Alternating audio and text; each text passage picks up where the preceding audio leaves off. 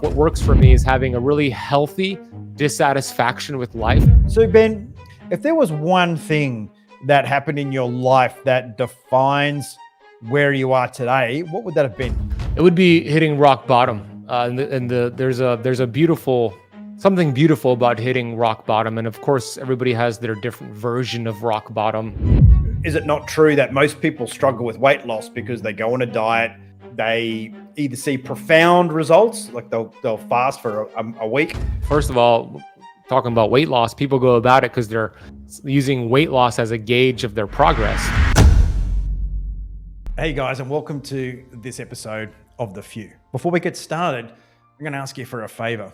If you've listened to the podcast before and you feel like it's made an impact or you've gained some insight that's helped you have a better day, that's helped you accelerate you to your destination to achieve your goals, whether your life journey's become a little bit easier thanks to the show, I just want you to subscribe quickly below. You can click now while you're listening to this. Even better is share the show. Tag The Few podcast on TikTok, Reels, Insta, you name it, put it on LinkedIn. Let's help people achieve their dreams and organizations achieve the strategies, the destinations, the audacious goals that are going to make this world a better place. Thanks so much for all your support. Let's click subscribe and get on with the show.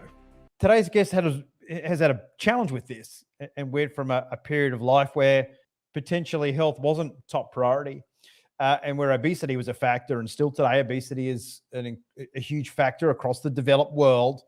Yet how is it so? With modern technology, with the abundance of food, what is it that prohibits us or stops us from living the same life as the few, which is to have a healthy mind, body, and soul? Fairly long intro. I apologize for that, but it was deserved. Please make him welcome, team. Ben Azadi. Thank you so much, Ben, for coming on The Few. Boo, I'm excited to be here on your podcast. We're not too far from each other here. We're both here in Miami, so it's cool to connect here on this. Yeah. I'm feeling like we should have maybe just got an Uber and met somewhere and done this over next time a beer or the keto equivalent of beer. So Ben, clearly you're quite prolific in your publishing and your services to health. It's very clear to me you are highly purpose driven, and what you do each and every day lines up to that. If there was one thing that happened in your life that defines where you are today, what would that have been? It would be hitting rock bottom. There's a beautiful something beautiful about hitting rock bottom, and of course, everybody has their different version of rock bottom. I hit rock bottom back in 2008 when I was 24 years old, being very unhealthy. You mentioned obesity. That was me. I was not just physically obese. I was mentally obese, mentally broken and bankrupt. That's because of my environment. It's because of the foods I was eating, the thoughts I was thinking, my toxic environment growing up. I'm born and raised here in Miami. I'm actually one of the rare locals, and I went to school in Miami Beach. Yeah, right? Exactly. 3 months ago. Welcome. It's a very transient city, so I am a rarity for sure. But yeah, born and raised here in Miami, and went to high school in South Beach. I mean, come on. I was skipping school, walking through South Beach, Lincoln Road, jumping off the pier before they closed it off. But, the point is that I was very unhealthy growing up. And when I was 24 years old in 2008, I was depressed. I was suicidal. I was on the internet exploring ways to end my life and end my suffering because I did not have purpose. If I had any goals, those goals were to score very high on video games because I was really addicted to video games. I was addicted to food and sugar and drugs as well. So no goals at all. And I was exploring suicide. And every time I explored suicide, I kept thinking about my mother and the devastation that she would have to deal with if her son took his life. I didn't want to do that to my mom. She sacrificed so much for me. She's so unselfish and a hard worker and did so much for me and my sister growing up. So I didn't go through with it primarily because I kept thinking about my mom. So I was rock bottom. I was crying every day. I had back pain, knee pain. I was working at a 9-to-5 job here in Bay Harbor Islands, not too far from where I live now, at a packing and shipping store that was very uninspiring. I was complaining all the time, verbally or inside of my head, complaining. And I hit rock bottom. And that rock bottom turned out to be a blessing because there's two options when you hit rock bottom. Like you could keep digging and go even farther down in the dirt, or you could use Well, it 6 as feet a, under, right? I mean, that's yeah, ultimately where that yeah, ends, and you exactly. don't make You a could decision. literally go straight under by taking Yeah. your life. And I almost did that. Or you could say, all right, if I'm so far down here in rock bottom, what does the opposite direction look like? And I started to think about that. In the opposite direction, there was so much potential and excitement there. But, it wasn't until I read books that it helped me understand there was an opposite direction. There was something I could do about it, because I was playing the victim card. And I know the first step towards a great life is when you start to take ownership and responsibility. And that's something I lacked until I got into the books of Dr. Wayne Dyer. And he used to say things that would light me up. Like, hey, he said, if other people are the cause of your problems, you would have to hire a psychiatrist for the rest of the world in order for you to get better. And that, True. so true. It landed with me. And he would say things like, hey, when you squeeze an orange, what comes out? Orange juice. Why? Because that's what's inside. When life squeezes you, what comes out? What's inside? Your thoughts, your feelings, your actions. And life had been squeezing me, and what came out was a victim mindset. And I knew that if I needed to make a change, I had to take responsibility. And that word is very important and imperative, Boo. Most people don't understand that word. To me, that word means it's your ability to respond to life, your responsibility. And my ability to respond to life up until that point was very poor. I was blaming my genetics and blaming my enabling family members and blaming my slow metabolism. But when you take ownership and responsibility, you stop being the victim of your history and you start to become the victor of your destiny. And that's exactly what I did. I lost 80 pounds in 9 Was it months. a moment though? Was it when people talk about this rock bottom moment? A lot of addicts talk about it. Drug addicts, depression. Is rock bottom a day, a moment, or is it an evolution or organic kind of change in direction? For you, was it just that moment of decision making, or did it feel more prolonged? Rock bottom for me was not a moment. It was years. It was years of feeling rock bottom, depression for years. The decision, when you take the ownership, does become a moment that you start to change out of that. So that happens instantaneously. The second you take responsibility, the second you shift out of that rock bottom. It doesn't, your results, of course, don't happen overnight. So what I did in the beginning, I started to create small little tweaks in my day-to-day behaviors, because I read a book called not the Compound Effect, called The Slight Edge. But it was like one of the first books I read by a gentleman named Jeff Olson. And the book taught me about your daily habits compound over time to get you the results that you're experiencing, good or bad. And then, of course, Darren Hardy came out with a book many years later about the same thing called The Compound Effect. So the book helped me understand the reason I had these poor results is because not of what I did yesterday or even the month before, but what I've been doing for years. So if I sort of just change my habits, I start to shift them a little bit and tweak them, those small tweaks could lead to giant peaks. And I could compound that in a positive direction. So I just started to make those small changes and I started to get some momentum. That was the starting point for me. Because that's hard, isn't it? Is it not true that most people struggle with weight loss because they go on a diet, they either see profound results, like they'll fast for a week and then hit the binge again, or not see results fast enough and give up? I mean, there's a real connection between motivation, mindset, willpower, and weight loss, is there not? Big connection. Yeah. I mean, first of all, talking about weight loss, people go about it because they're using weight loss as a gauge of their progress, but it doesn't work that way. The body, the metabolism doesn't lose weight in order to get healthy. The body gets healthy in order to lose weight. You see, the weight gain is a side effect. It's the symptom. Nobody has a weight problem. I didn't have I had a weight symptom. So where people fail is looking at the symptom and thinking that is their problem, the extra weight. So they'll look at that scale, and if it's not progressing fast enough, or if it plateaus, they perceive their methods as failing because they're looking at the wrong metrics. But when you start to look at other, what I call non-scale victories, then you actually get to see that momentum is occurring and you get to stick with it long term. It's very insightful, because that mental metric can apply to anything, can it not? I mean, it's the same with money. People that want to be a millionaire want to save, yet they're quite happy to drink off the top shelf when they're at the bar on a Saturday night, go and have an expensive dinner, or when it's a Black Monday, a Black Friday or a Cyber Monday, as we've just had, it's to spend in the now because it's on sale. The metric I think it's called the factoring bias, the way we frame numbers in our mind to formulate a belief. And what you're saying there is the effort and the activity is what we're measuring, is rather than the numbers on the scale. Yeah. Exactly right, and that translates to pretty much all areas of success, doesn't it? Including finances. So yeah, that's what I'm saying. So if you look today, you're an enormous advocate of keto. You have a vast reservoir of knowledge, history, and experience when it comes to healthy body, healthy mind.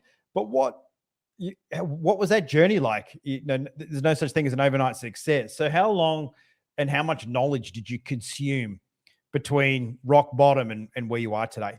Yeah, there's no such thing as an overnight success. It's so true. So many people don't see what happens behind closed doors, all the behaviors that we do, the decisions that we make, the studying that takes place. So for me, I started to fall in love with studying health and nutrition, and also mindset was a big part. So self-development, Dr. Wayne Dyer, I mentioned him, Tony Robbins, Bob Proctor was a big influence for me as well. Um, One of the things that really helped me was, yes, studying every day. I actually have studied. I've been doing this now for 15 plus years, and I've been studying on average every single day for about 3 hours. I use my car as a time to study. There's traffic in Miami, so I'm not going to just complain or listen to the radio. I'm going to study. I use walking my dog as study time, and I'm very intentional with that. And I don't say that to impress anybody. I say it to impress upon your audience that it takes a lot of consistency and dedication. I mean, 3 hours a day for 15 years. I don't know what that is in terms of math, but you start to become really well versed on that topic or those topics you're studying, right? So that was part of the process. And I'm still a student. I'm still learning. I'm still unlearning. I'm still relearning. One of the things that has really made a big difference in terms of understanding the information, because let's face it, Boo, I think you could agree, unless you don't, but it's not that information is not the problem these days. We're kind of drowning in information, but starving for truth. It's not really the information that changes our lives. If it did, every librarian would be a multimillionaire because they have access to a lot of books and information, right? It's the application of that information, the right information with coaching and accountability, done long enough for it to really, really matter, right? So and one of the things that I have learned is that when I'm studying something and I'm learning something, the faster I teach that to somebody else, the more I retain it. It's a selfish thing and an unselfish thing that I do. I want to teach it. So maybe it's an Instagram live or a podcast, or I teach it to my fiance. But when I teach something I'm learning, I start to retain it more. So I think for those who are studying out there and you want to start to retain information faster and apply it better, the faster you could teach it to someone or multiple people, they're going to benefit, but you're going to benefit more by actually understanding the topic better too. It's the application of information that creates knowledge, right? And then the ability to pass it on is wisdom. And I think that's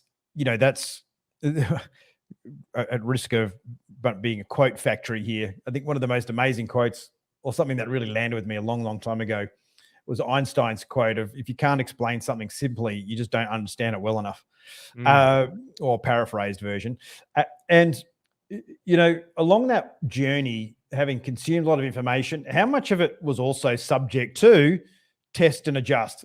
Well, it didn't actually work. Or, I mean, you're constantly putting the knowledge you have into practice, right? And then seeing the results. It's tangible. It's not just theoretical. A lot. I mean, it's still to this day. It's test. I mean, we're so different. Everybody gets different results. We have in terms of health, we have unique genetics, biochemical needs. So yeah, you get the information, you apply it, and then you form your synthesis. You understand that there's always like opposing thoughts. You have your thesis. You think this is going to work based off of what you studied. You have the opposite, the antithesis, maybe a opposing idea. And then you apply both, and then you form your synthesis, what's worked for you. And that happens all the time. I'm constantly unlearning and relearning. And that, unfortunately or fortunately, is unique to the person, especially in the health space. There's not a cookie cutter approach to this. And it's fun. It keeps things fresh and exciting. You remain a student and a teacher at the same time. So yeah, I'm constantly, unlearning and relearning and applying and doing testing. There are tangible things you can do in terms of health by getting like blood work and different tests and looking at different metrics and measurements, et cetera. There's tangible things we can do in our business, looking at KPIs and our investments, et cetera. So there's things we can look at to see what's working and what's not working, which is super cool. It's interesting you're mentioning blood tests. I was diagnosed with an autoimmune disorder almost 25 years ago and been living with it. And as a result, your bloods were screened on a monthly basis. Now it's every 6 months. So from the age of 25, I've had a blood screen and you can pretty much throw anything you want into those tests, right?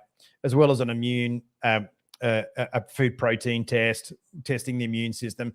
And it's just astonishing how much you learn from.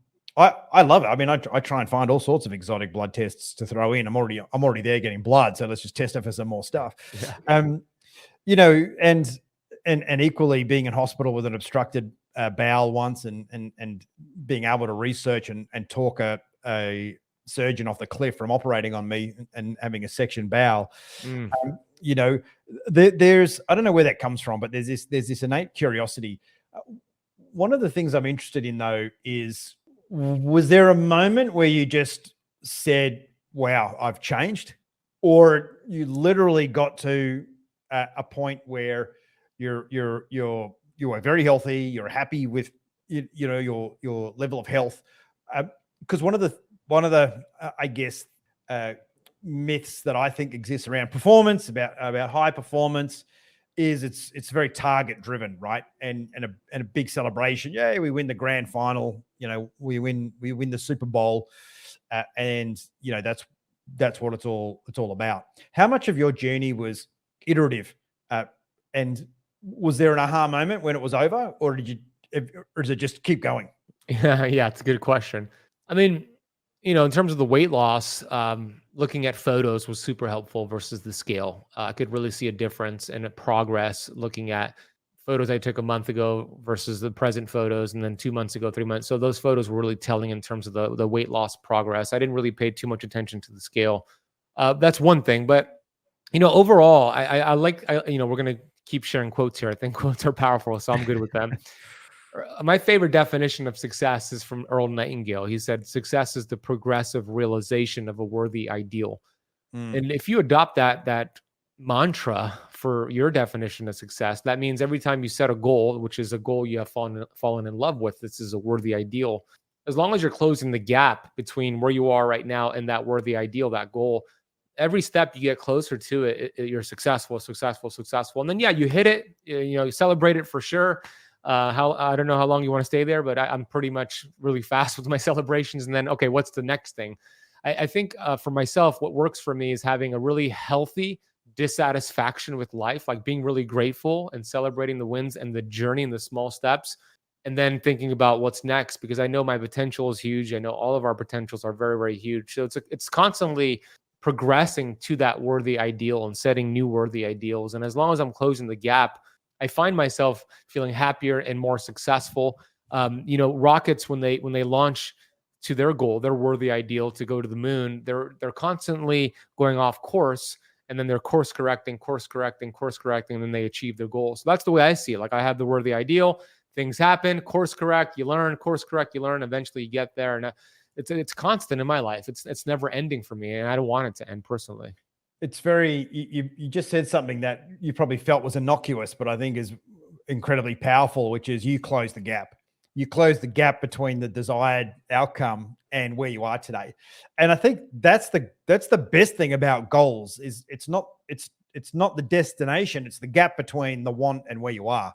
And the gap you can control. You can't necessarily control the target, but you can control the actions you take to close that gap, right?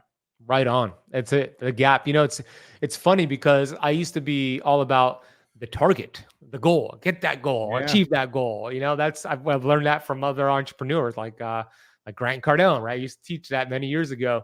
And whenever I hit a goal, it's great. It's cool. But I look back and I'm like, man, I was actually happier and more excited. Like when I was in the gap and I was getting closer and closer. It's the striving, striving for it versus when I got there, right? So it's interesting when I look back. I agree with you, though.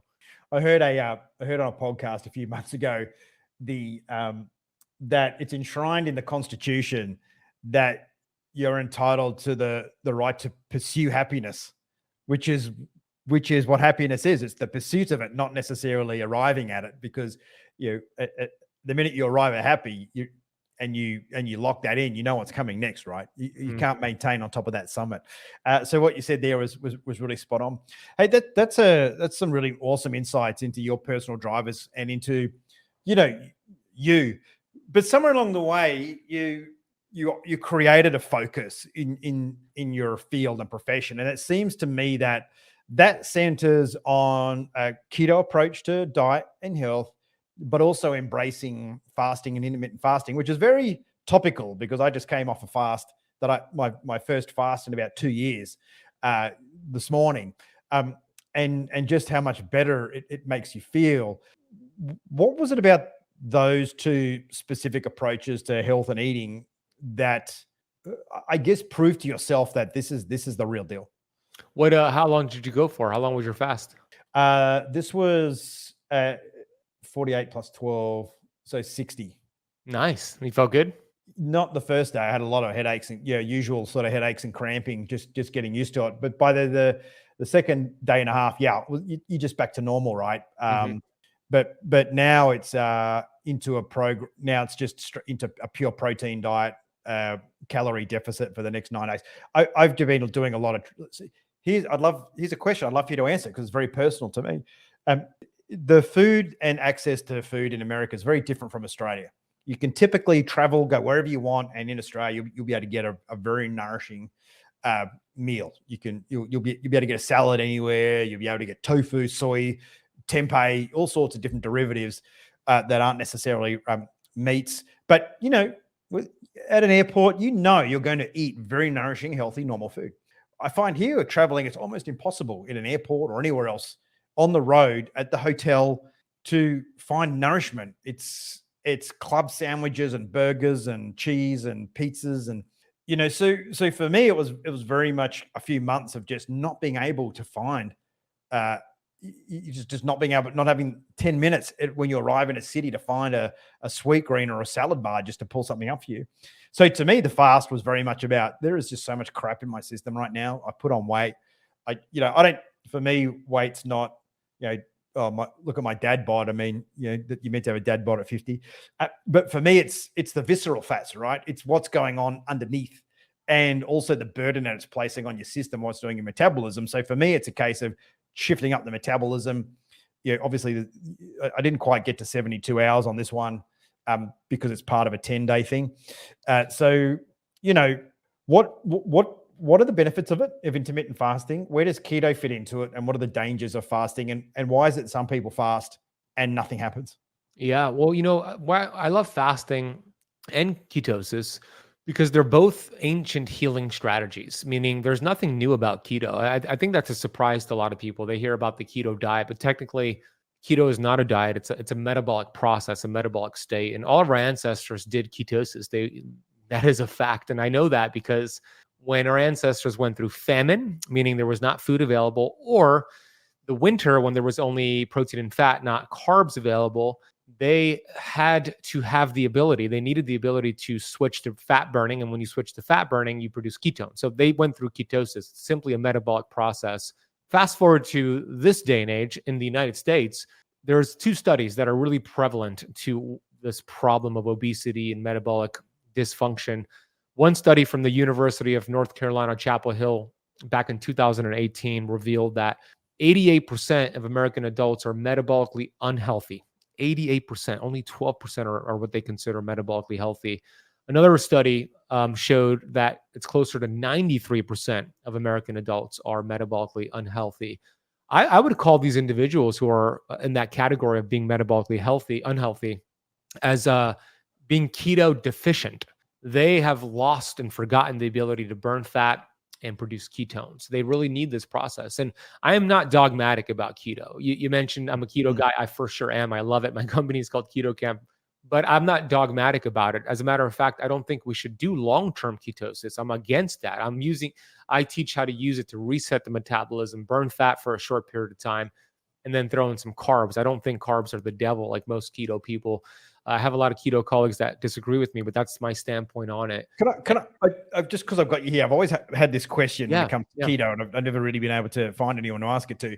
But what about What about equatorial residents and those that live in hot tropical climates where there is an abundance of carbs? And in terms of proteins, it's probably more of a fish-based type of environment. Is it, when you look at ancestral dieting or ancestral inputs into a metabolism? Why is it that when you go to Asia, not so much these days because they have all the same processed foods that we have, but historically, Asians as a culture are very lean, despite a high carb diet? Or is that just purely because they just moderate it and take in a certain amount of calories on all they need each day? There's a lot of variables there. Like with the Asian cultures, they move more, so they're getting more steps. There's also a social component. Like if you look at the blue zones, there's a lot of flaws with these blue zones, the centenarians in these different areas across the world.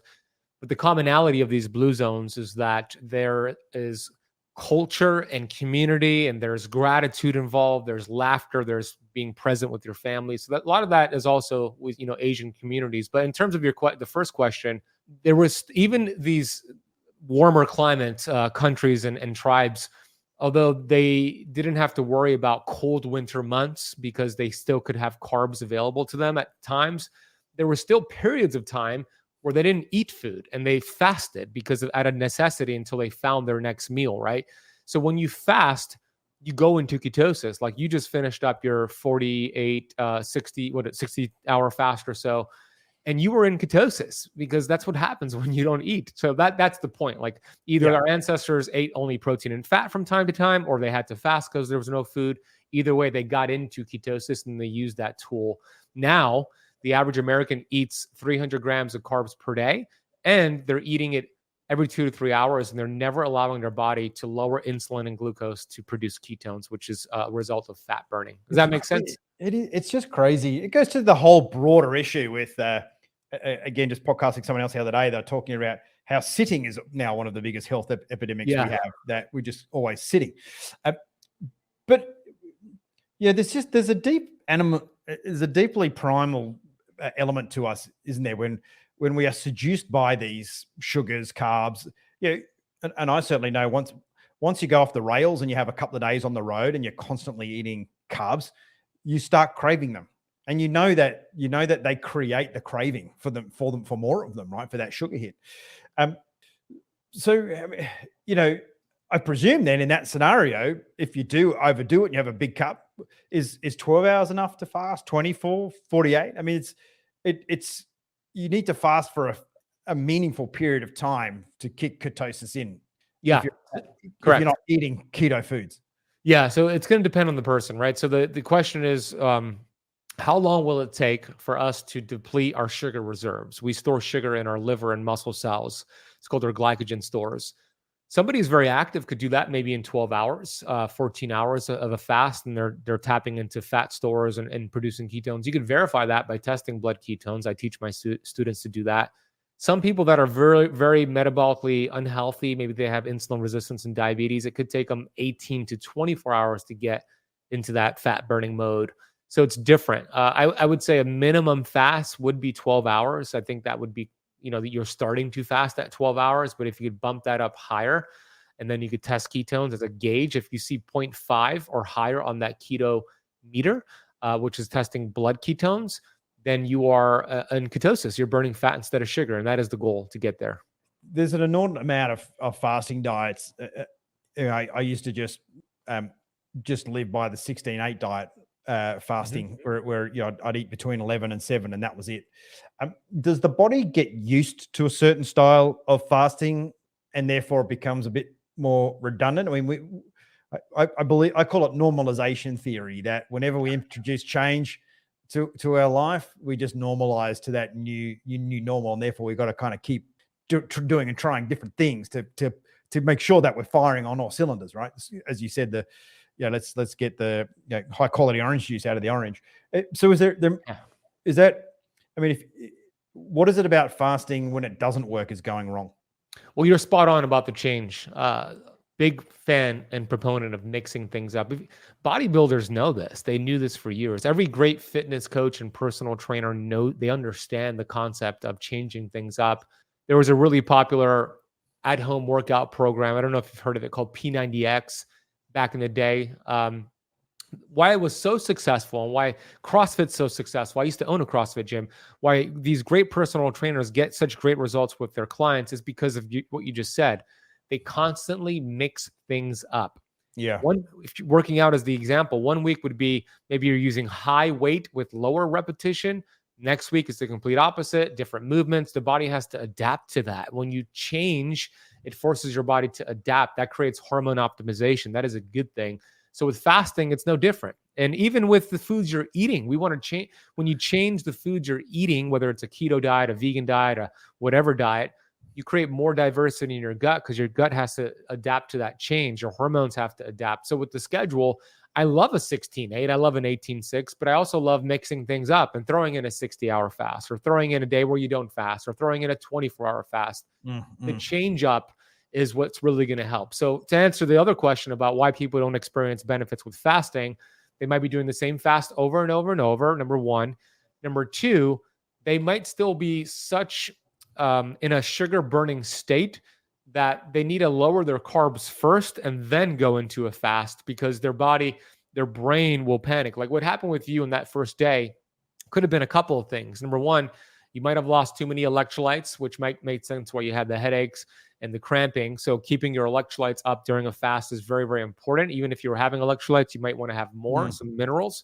But number two, and I'm not saying this is you, but if somebody who's burning sugar and they go into a 24-hour fast because they start hearing about the benefits of fasting, and the brain will panic. The brain will send the body intense signals for sugar and carbs, because when glucose drops in the brain during a fast, it will, and you don't have the ability to burn fat and use ketones, the brain will panic, send the body intense signals for sugar and carbs to get the glucose back up in the brain. Now, you might say, I'm going to power through because I have the best willpower, and you could do that, but your body will get that sugar. It'll break down muscle. It'll break down protein. It might even create a stress response to get glucose up for the brain. But when you lower your carbs and then start fasting, you're going to get much better results. So that would be probably the biggest thing if you don't see results with fasting. You want to get fat adapted first. Hey guys, I hope you're enjoying these episodes of The Few. If you are, if you feel like they're making an impact, you've learned something insightful, there's a little golden nugget of wisdom that you've been able to apply to your own life, let's share it with as many people as possible.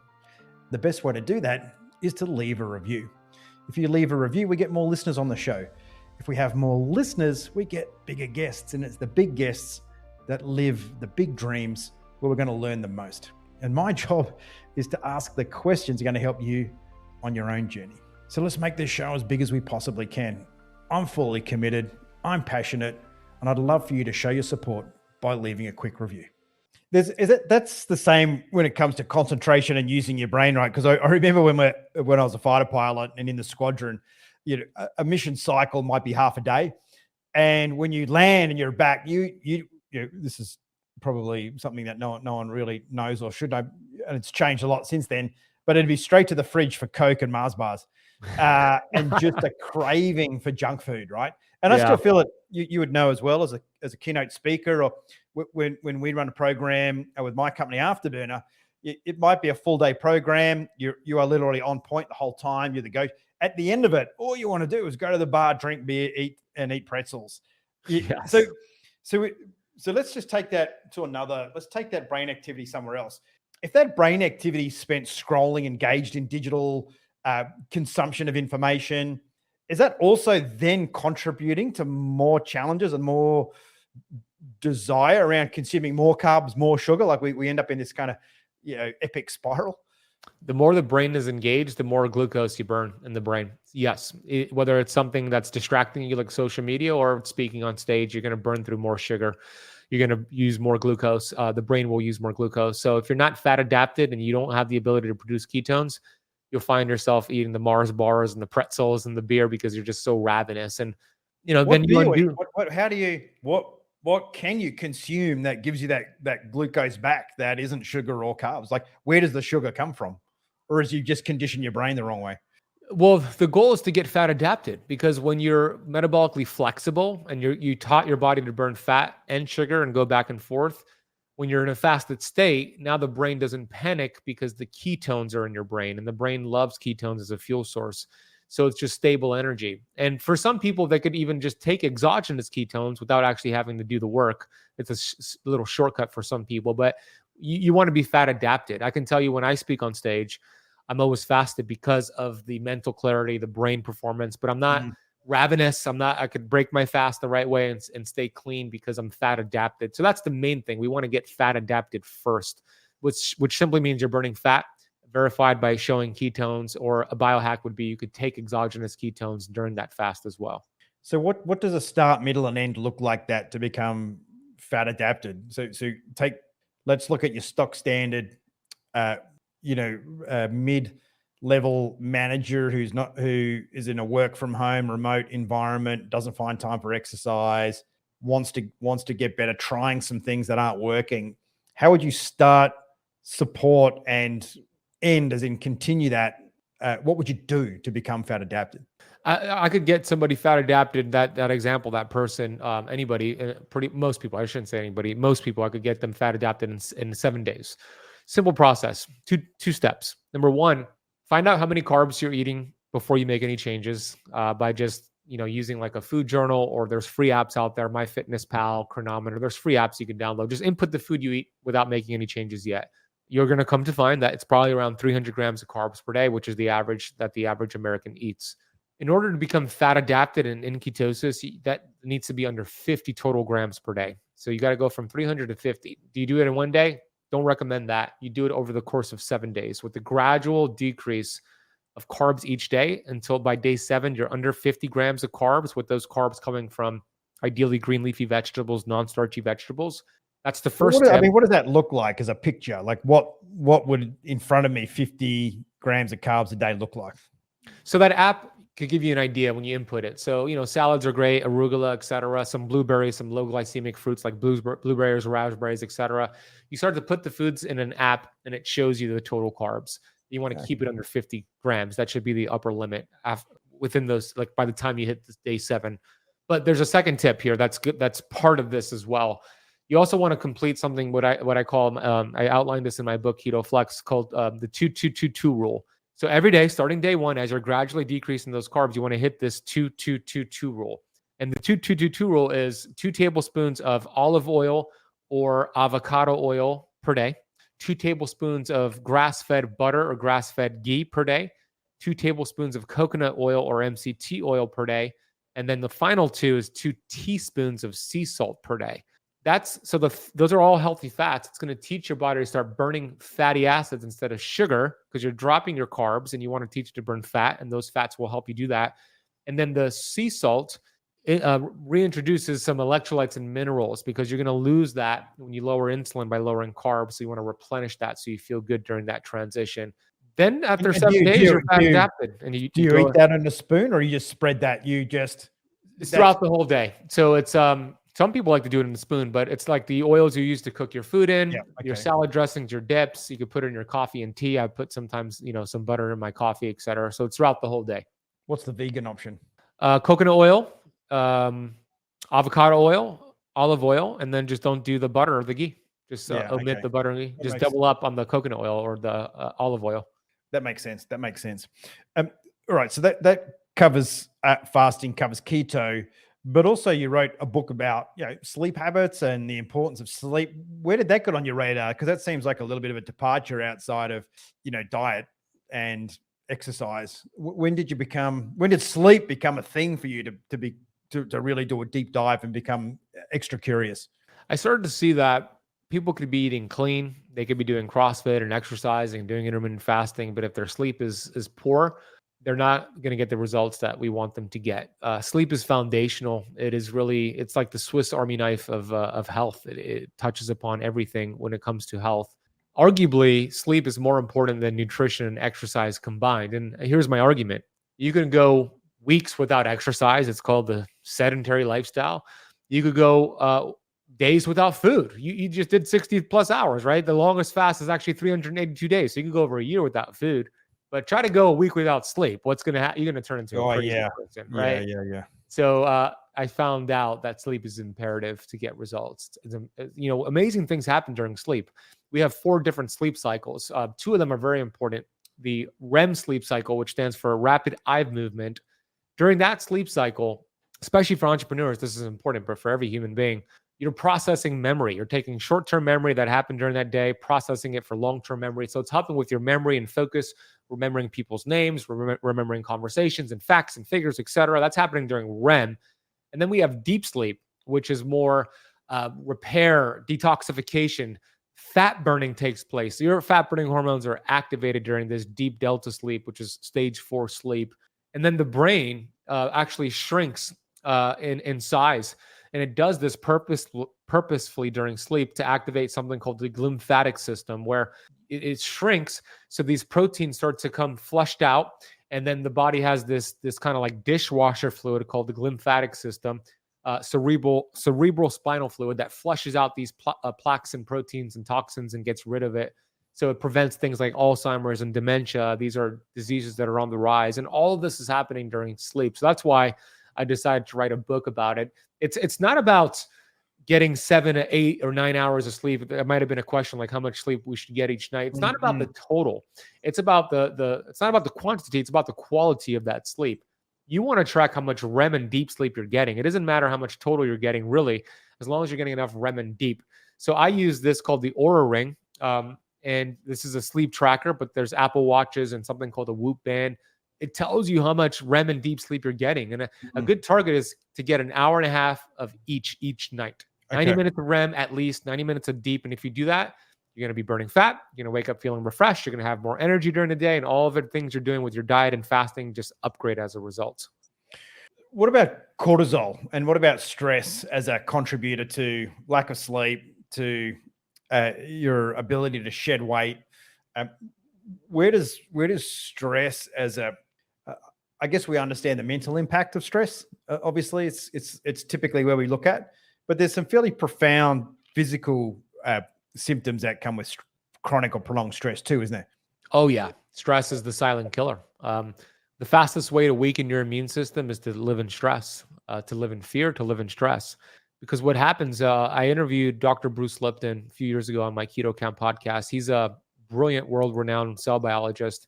And we were talking about this. We were talking about what stress does to wipe out your immune system. And he gave the perfect example of these surgeons that do kidney transplants. And the patient that needs the kidney transplant, during the procedure, as they're preparing this patient to receive this foreign object, this kidney that was donated to them, the surgeon injects the patient with stress hormones. Why?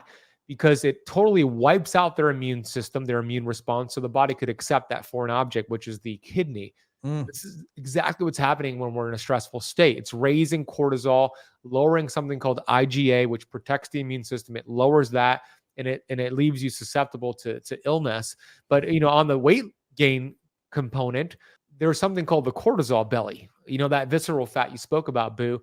Yeah. A lot of that, especially in guys, like the love handles, the visceral fat, it's called the cortisol belly. When you have chronically high levels of cortisol, glucose follows cortisol, insulin follows glucose, and then insulin causes weight gain, all from stress. And there's 3 different areas of stress. There's that mental, emotional part. There's a physical stress, like an accident or an injury. And then there's a chemical stress, like environmental toxins. So all 3 areas need to be addressed, and we want to master stress. I always tell my students, don't just manage stress, master it, because when you do, you're going to notice some significant benefits. I have an observation, I guess, which is a lot of people use stress as a blanket, and a lot of high performers, a lot of executives who use the fact that they're on all the time, that they have no spaces in their diary, that every alert's an urgent alert. It's almost becomes a belief system that if I am not in that state, I am not being effective. I'm not working hard enough. What can you tell us about some of the common beliefs that you've seen that maybe people aren't aware of, and how to break some of those beliefs? Again, my philosophy is, performance is based on what we believe, not what we do. And as a result, how do we, not so much your own journey, I guess, but in maybe some of the more unique journeys you've seen where you've just dealt with people who are like, just have these flawed belief systems, how you've managed to turn that around? It's a great question. All right, here's what I do. And you're right, I see that too with a lot of entrepreneurs that I work with. Now that I just explained how bad stress is, let me explain a different viewpoint, and then I'll give you an actual way to measure if you're handling the stress well or not. Stress is also very important for health and longevity. It really is, because go back to the adaptation thing. When we change things up, it creates a stress, and stress is vital to your health and longevity as long as you are adapting well to that stress. This is a principle of health called hormesis. A lot of people have not heard of hormesis, but I encourage everybody to study a little bit about this hormetic effect. And to give you a perfect example of how this works is to use exercises as an example, and then I'll tie it back to your question. If you are a couch potato, 10 years, no exercise, sedentary lifestyle, sitting every day, and then you hear about CrossFit or a marathon or some sort of stressful exercise that you go all in with, you do the full workout or the full marathon, the full run, that was too much stress for you to adapt to. You're going to be injured. You're going to be hurt. It'll take you days, maybe a week to recover because you did too much.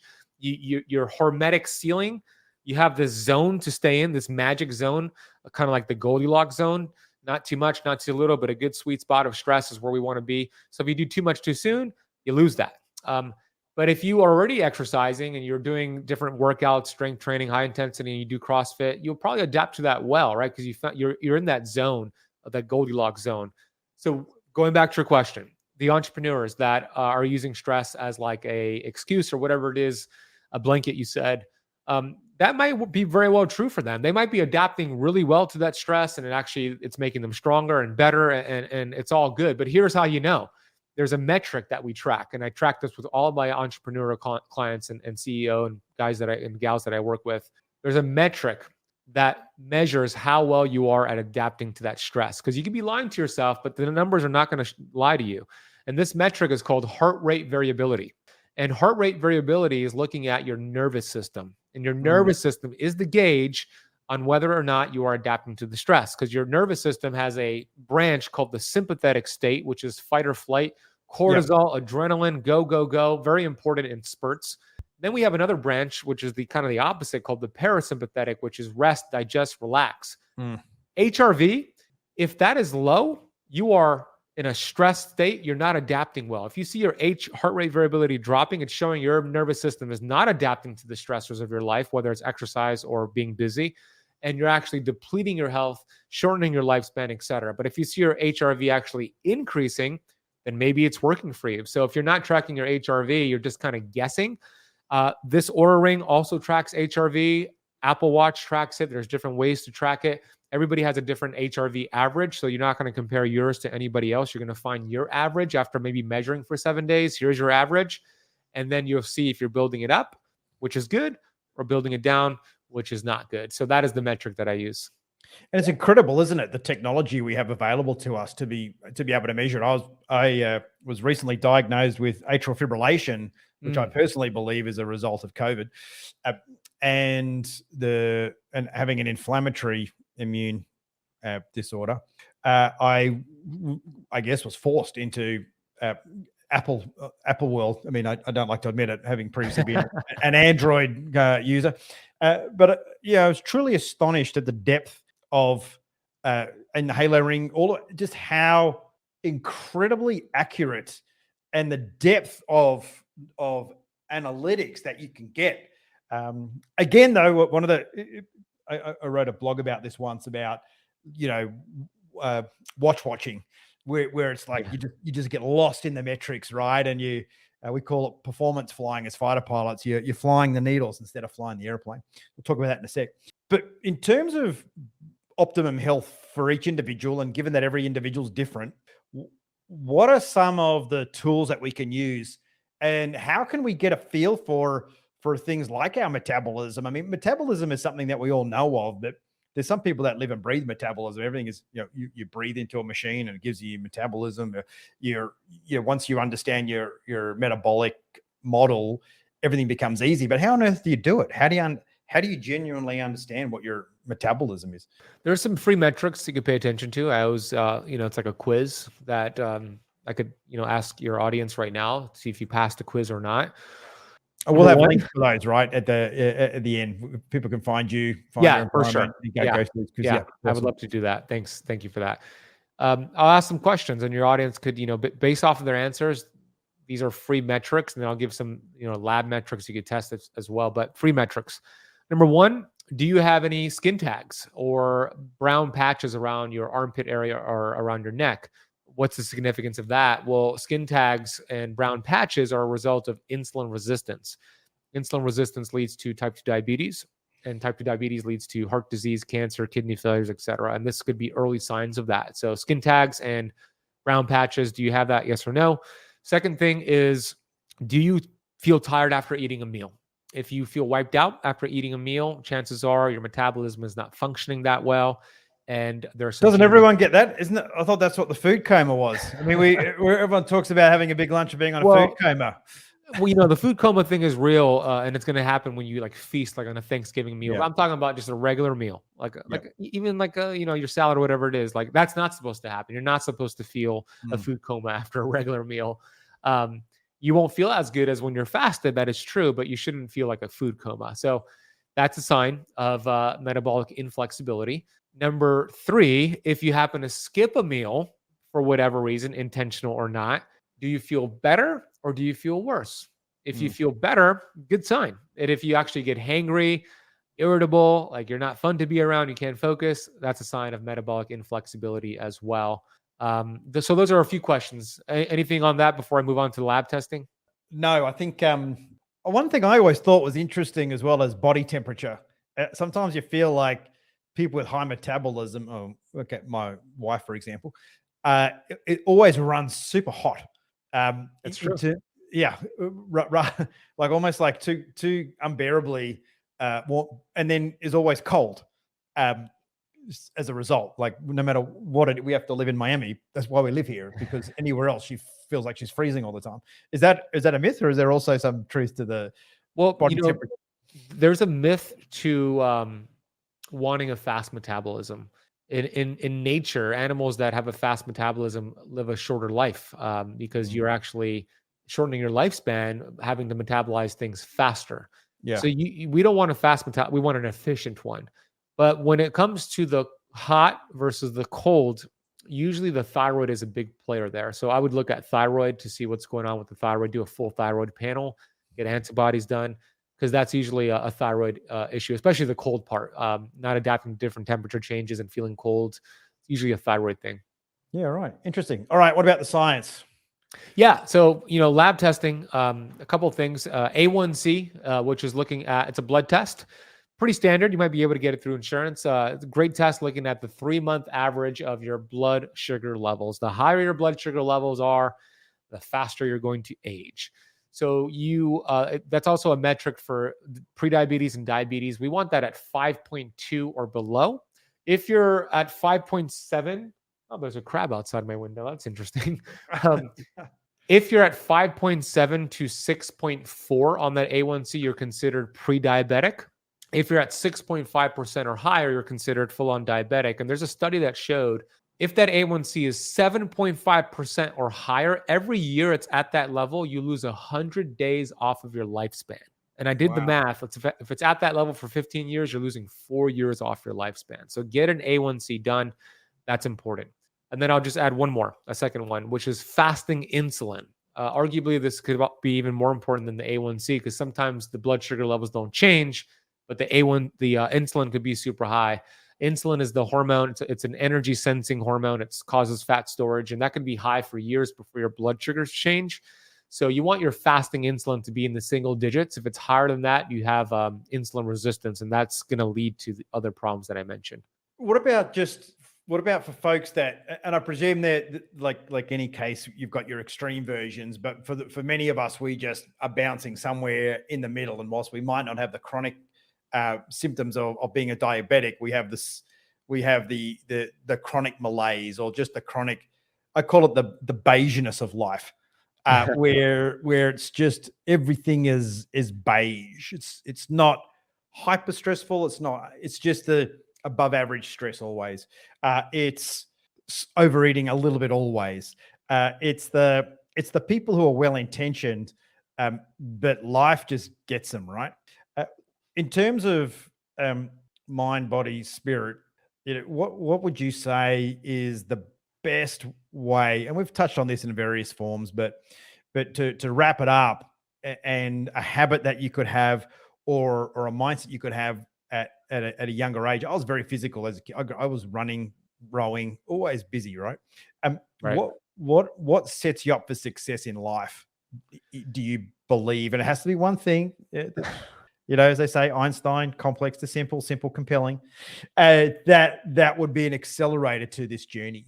Yeah, I'll keep it simple. I'll keep it simple. Focus on the fundamentals: sleep, movement, and mindset.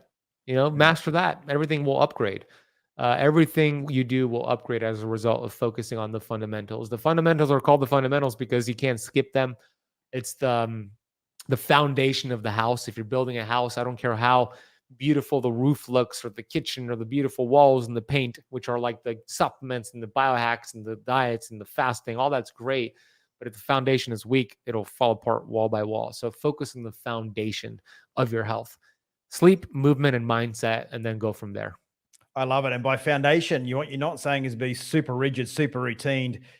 Introduce purposeful change and purposeful adaptation to make sure that we don't really get into that state where we normalize and normalize into a version of us that isn't our best. Ben Azadi, hey, thank you so much. I have to stop because it's an hour and we try and run that discipline, and I just keep having more and more questions, and that can only be a good thing. Thanks so much for being generous with you. benazadi.com is the website, the Ben Azadi for social handles, or Keto Camp, both with a K, .com, if you're interested in exploring more. And no doubt, Ben, you would have clients, you would have the people, the entrepreneurs around you that would be there for life, based on your own curiosity to keep us healthy and live our best life. So thank you so much for sharing those incredible insights with my audience to help them become one of the few. Thank you for having me. I love the question. I love the conversation. Next time we'll do it in person, Boo. Yeah, let's do that. Okay, Ben. Look forward to crossing paths again, and hopefully having you on the show again to answer the questions that we didn't get to ask today. Let's do it. Sounds good. Thanks again. Well, that wraps another episode of The Few. But before we go, I'd like to make a shout out to the team that make this podcast possible. The team at Afterburner. Real fighter pilots who travel the world helping organizations close the gap between where they are and where they want to be. It's the fighter pilot mindset, the methodologies, the ways of working, or what Afterburner call flawless execution. It's the techniques and trade secrets the Air Force uses to turn the dream of becoming a fighter pilot into a reality. Whether you have a leadership offsite, leadership retreat, maybe it's the annual event for your entire organization, or a sales kickoff. From 2 people to 2,000, Afterburner inspires people to believe that we can lift our performance to another level. So reach out and learn the secrets fighter pilots use to win 98% of the time.